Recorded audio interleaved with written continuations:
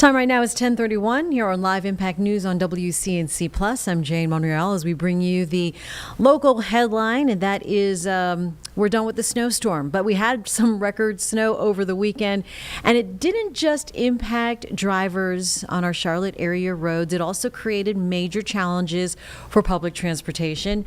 Brett Baldock from CATS joining us this morning and discussing how they managed to service riders during this weather. Hi, Brett. How are you? Good morning, round two. Good to see you again. Yeah, nice to see you too. So, give us a snapshot then of how CATS operated by this weekend or with this weekend's weather. Yes, so Saturday we started service as normal. The snow was falling. There was a Hornets game. So during that game, the snow really started coming down, and we made the decision that it was not safe for our buses to be out and our Blue Line to be out. But we didn't want to shut down services in the middle of the game. We saw on our cameras, a lot of people took the Blue Line, a lot of people took bus. So we waited till after the game to shut down services on Saturday. And they've been shut down since that time, and they're supposed to open back up bus and Blue Line today at noon. Gold Line and Express Bus are still suspended. So what we've been doing around the 24 to 36 hours now is our crews have been out clearing all of the Blue Line platforms of snow, all of our transit centers of snow, putting down ice melt, trying to do whatever we can to make sure that when passengers are traveling today at noon, that they are able to do that safely. Wow, I mean, such a coordinated effort again, right? Operators, the actual stations, and then other agencies trying to clear up the roads. Explain to us, walk us through that process, what it's like from a moment to moment basis. Yes. So last weekend for the ice storm, our facilities crew used 30,000 pounds of ice melt. I haven't gotten the numbers in yet. I'm just going to guess for this weekend, we've used the same, if not more. The issue this time around, as we all know, was the snow was very, very impactful.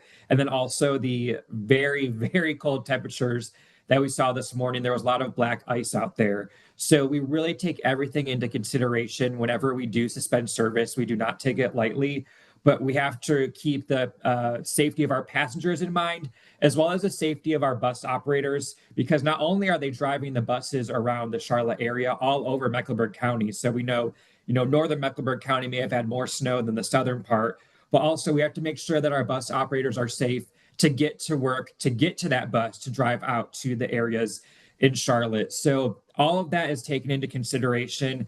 We're very hopeful. We know that by noon, things are going to be a lot better because people have been working around the clock.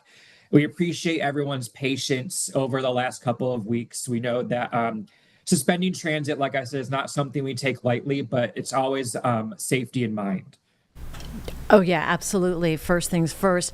Any buses get stuck? And as far as ridership, did you find, besides the game, most folks stayed at home anyway or stayed away?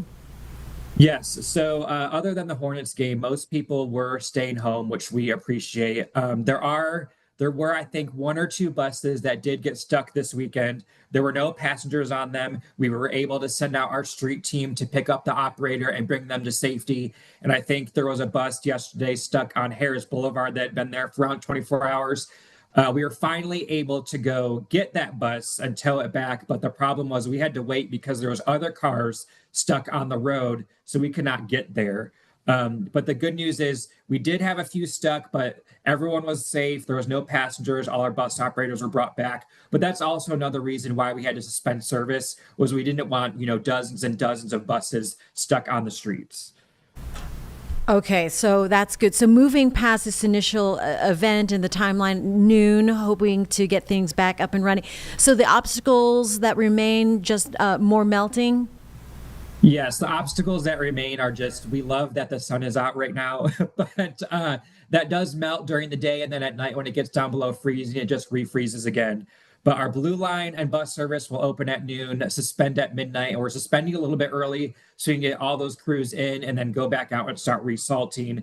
The Gold Line Express bus, again, those are still suspended, and we'll have a decision this afternoon about what our service plan is going to look like for Tuesday.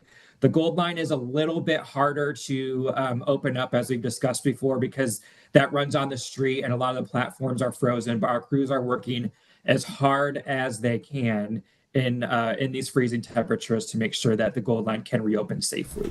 Oh, wow. And there's a Hornets game tonight. So, oh gosh, hopefully get that done and get everyone home safe too. Exactly. Yeah, we hope if people use transit tonight, just be careful getting on and off buses or off the blue line, because we know a lot of the curbs for the buses have piles of snow. And if real quick, if I can mention, we're asking people to lend a helping hand. We have thousands of bus stops. We can't shovel all of them out. So similar to how people are asked in their neighborhoods to shovel sidewalks and fire hydrants, if you see a bus stop in your neighborhood that maybe needs a little bit of help, don't be afraid to go out there and maybe shovel it a little bit, not just to help us, but to help your neighbors that maybe use public transit. They're able to get that bus stop easier. Oh, yeah. Good call. Good call, Brett. All right. Thank you so much. We might check in with you later this afternoon to see if everything is up and running, hopefully as scheduled at noon. Thank you. We are ready for spring. I hope everyone else is as well. I'm with you there, my friend. All right. Thanks, Brett. Thank you. And we'll take a break here on Live Impact News on WCNC Plus.